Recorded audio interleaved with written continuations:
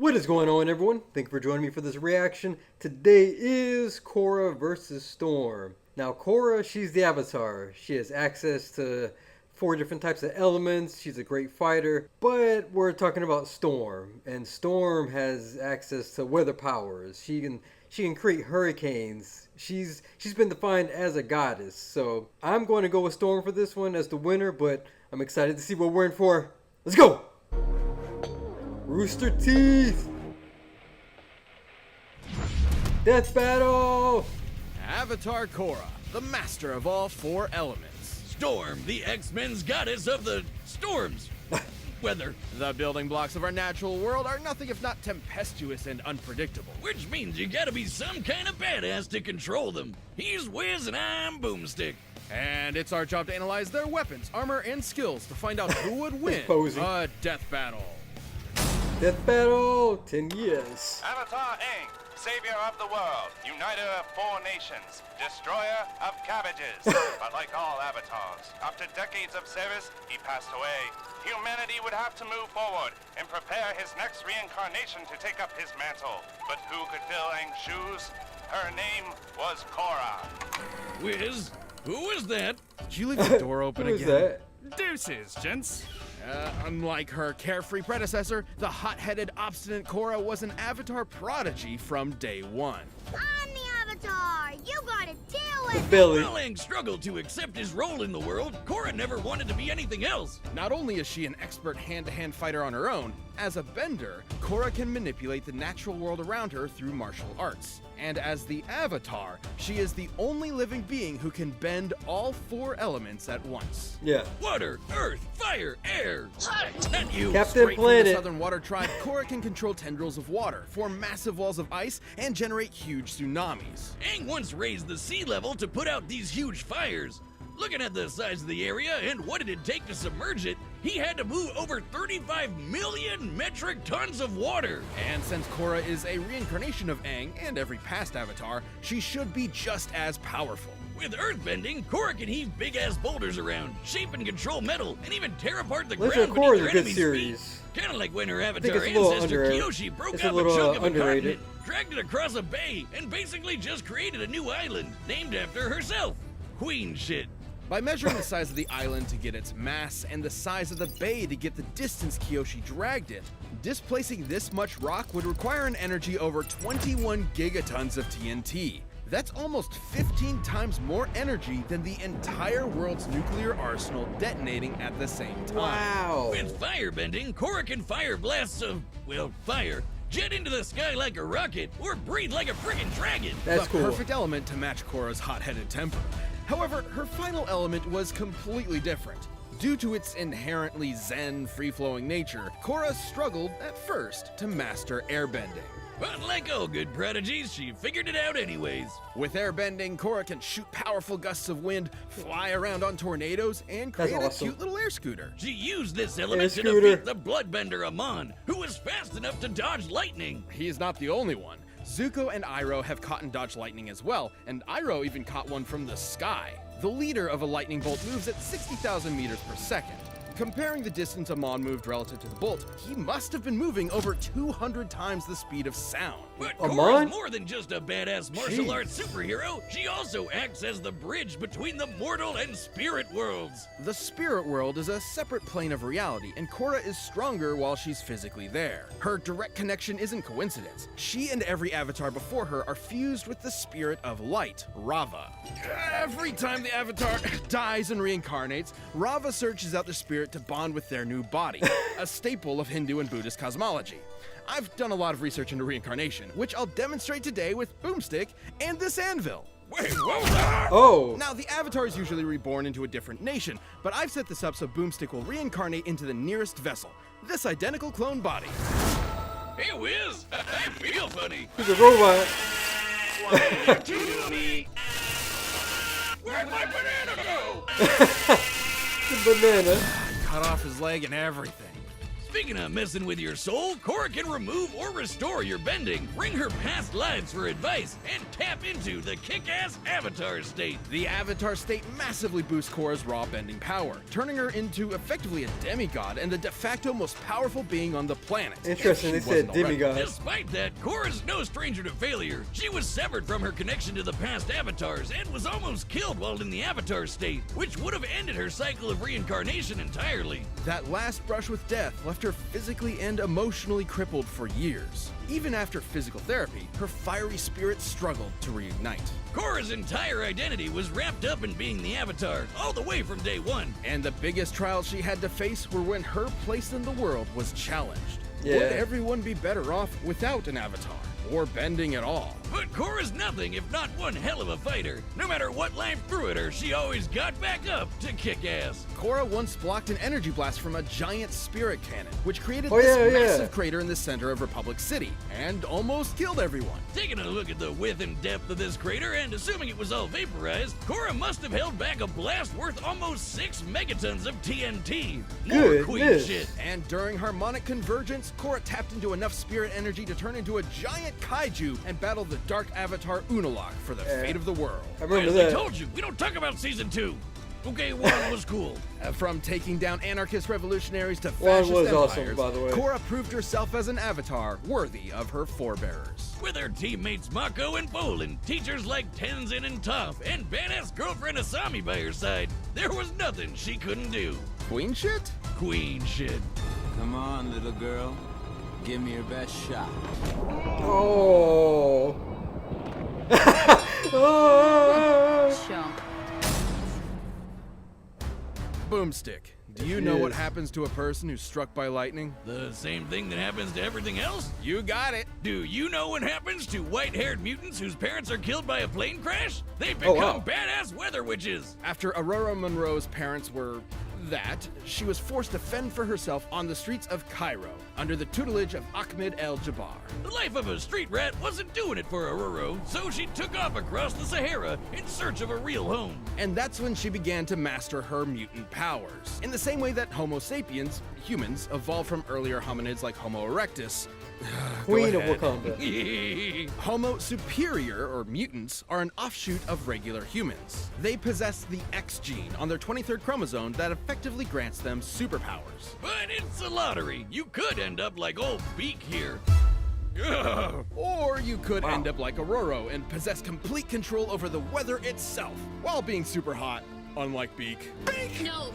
For all she knew, she was a goddess sent straight from heaven. And that's exactly what the local tribes thought when she arrived in her ancestral Kenyan homeland. Aurora's mutant gene allows her to psionically manipulate the atmosphere, capable of summoning a hurricane with less than a conscious thought.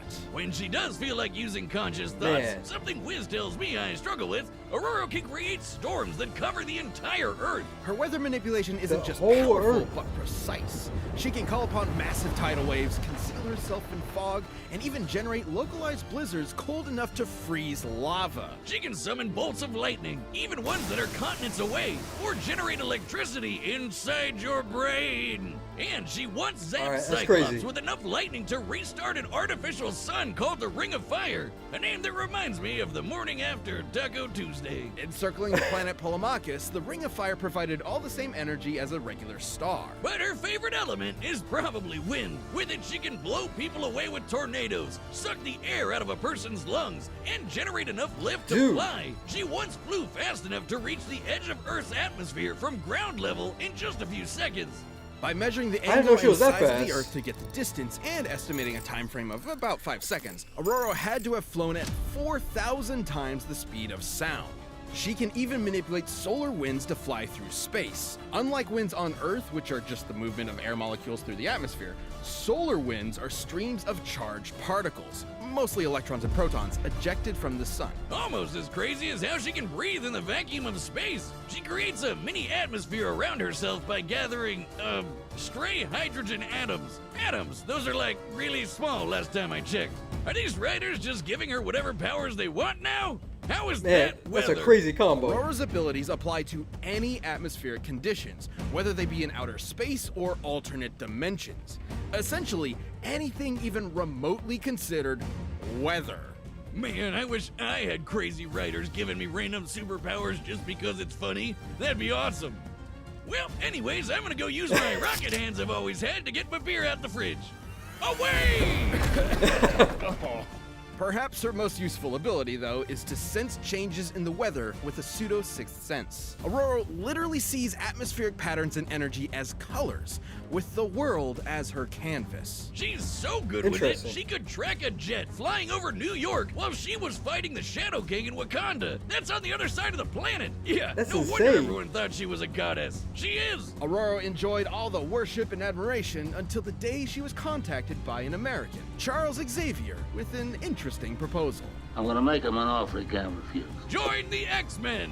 Oh, pretty please, they were eaten by this living eyelid. It's a long story, but we're short-staffed. Xavier founded the X-Men as a team of mutant superheroes that would attempt to mend race relations between Homo sapien and Superior through non-violent means. Because what better way to teach kids in the 60s about the civil rights movement than with a bunch of good-looking, lily-white teenagers with superpowers from upstate New York? Feeling she had spent enough time blessing the rains down in Africa, Aurora agreed and was assigned the codename Storm. And she more than earned the Mistress spot. of the She's weather. proven herself worthy to wield Mjolnir, led a war against the Inhumans, and even survived a blast from her own lightning. This is impressive considering her lightning is powerful enough to match Polaris, who once used her powers to punch through Earth's crust all the way to the planet's core. Assuming wow. she pulverized a cylinder of Earth all the way down, she had to have exerted over 15 teratons of TNT. She once beat the mutant Callisto in unarmed combat, and Callisto has apparently mastered every single martial art known to man. Despite her unbelievable I didn't know that. power, Storm has trained extensively in hand-to-hand Like the pun. combat. You get it? It also probably didn't hurt that she's fast enough to dodge literal beams of light. Oh, but did you get it though? Nope. And after kicking Callisto's got ass, it. she became the queen of these sewer-dwelling mutants called the Morlocks. She really just couldn't escape being worshipped, could she? Even by grody underground monster people. Well, she later married the Black Panther T'Challa and became Queen of Wakanda That's right. too. She so did. She really Yeah, runs the game. yeah. But even demigods have their Achilles heels. That plane crash from her childhood left her crushed under rubble for days, giving her a bad case of claustrophobia that rears its ugly head every once in a while. But that's not enough to stop this queen. After the departure of Scott Summers, Storm became the leader of the X-Men, because of course she did. And when Geordie LaForge eventually came crawling back, the two fought over who would Geordie. lead the team. Despite Scott literally being able Star to shoot Trek. death lasers from his eyes, Storm kicked his ass. And even better, she didn't even have her powers at the time. As it should be, because How did that there's no happen? one more devoted to her team than Storm is. She may be an Omega-level mutant, but her greatest superpower is her bottomless compassion. Mess with her team, and you'll watch as Aurora's heart of gold quickly turns to ice, as she quite literally steals your breath away. Testing me, It's time you remembered why they call me Storm. Alright. All right, the combatants are set, and we've run the data through all I'm possibilities. still going with But Storm. first, if you're I dealing got with to. the emotional weight of leading the X-Men or maintaining the balance of the elements, or, normal stuff because it's 2021 and everything's on fire, check out BetterHelp. This episode of Death Battle This was is made in sponsored by 2021. BetterHelp. Going to therapy doesn't mean there's anything wrong with you. It's more like routine maintenance for your mental and emotional wellness to prevent bigger issues down the road. Kinda like going to the doctor or dentist for checkups. BetterHelp is customized online therapy that offers video, phone, and even live chat sessions with your therapist, so you don't have to see anyone on camera if you don't want to. It's much Very more cool. affordable BetterHelp, than huh? in-person therapy, and you can start communicating with your therapist in under 48 hours. Why invest in everything else and not your mind? This show is sponsored by BetterHelp, and Death Battle viewers get 10% off their first month at betterhelp.com/deathbattle. That's BetterHelp.com/deathbattle. But right now, it's time for a death battle! Death battle! Here we go, 10 years. 10 years, wow.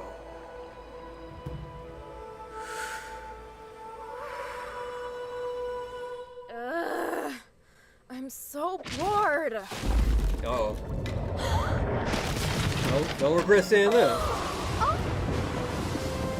Oh, here she is. Your powers Oh, are Barbara from impressive. Capcom. But you lack discipline. I'm the Avatar, master of all elements. You want to see for yourself? Of course, Avatar. I'll show you what an X-Men can do.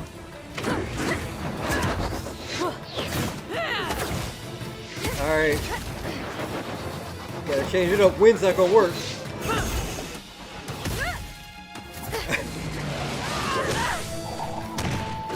Dude.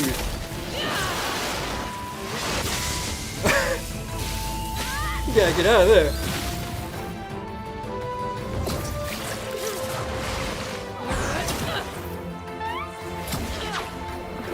Oh. Alright, that was clever.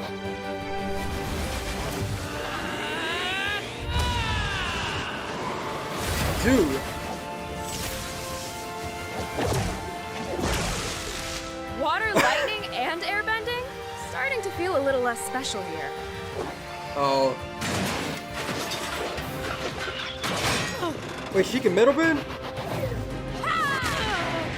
Ah. Oh, it's the spirit world.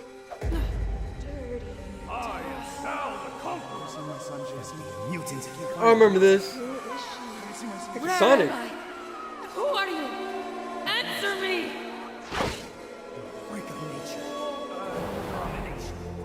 Gotta get out. Gotta get out. Dude, this is terrifying. Logan, I won't let you down. She's supercharged. The cabbages. Never be safe. Dude, that's a cabbage man. You're no bender.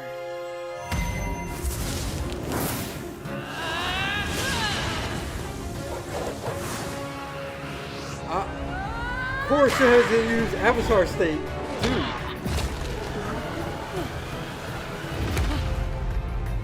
Oh man.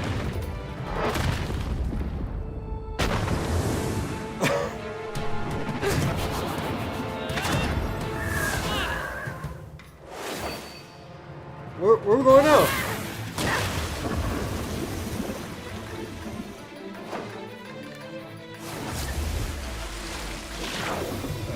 Oh, yo, this is crazy, man.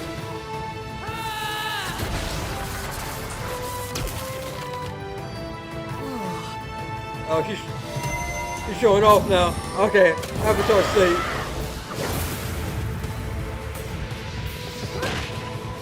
Ooh. Okay, dude. Dragon Ball Z attacks. You are, Spirit of Storms. Exactly.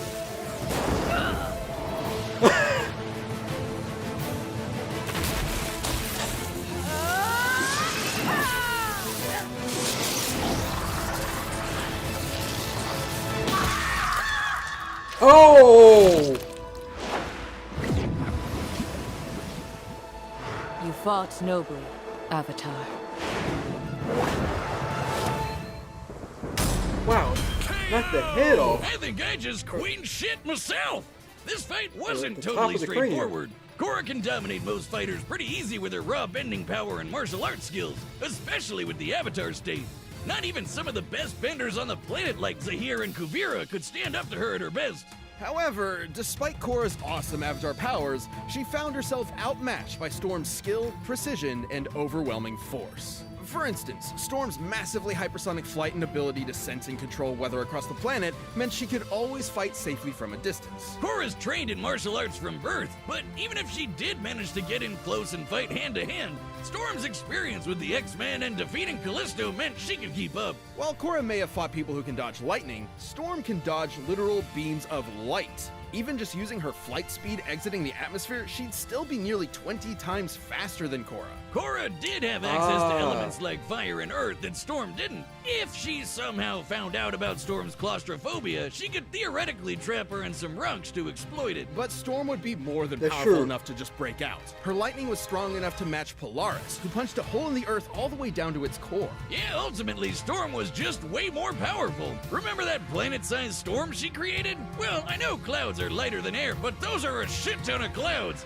and need a lot of work to move around. By measuring their volume and the speed at which they moved, the energy storm needed for this would be over 500 exatons of TNT, about 250 Exaton? times That's a more real powerful word? than what Korra could output. And considering this is the same woman who was powerful enough to reignite an artificial star, results like that aren't outliers. Even taking the fight to the spirit world wouldn't have helped, considering Storm has manipulated alien weather from outer space and alternate dimensions. She'd have no problem adapting there. And considering Storm's powers are genetic in nature, not spiritual, Korra would not be able to depower her with energy bending. And none of that is I counting figured the that. ways Storm could have ended the fight right off the bat, like sucking the air right out of Korra's lungs or generating a lightning storm in her brain.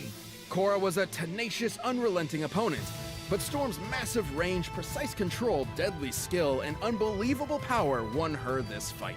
Don't get bent out of shape. Korra just couldn't weather the storm.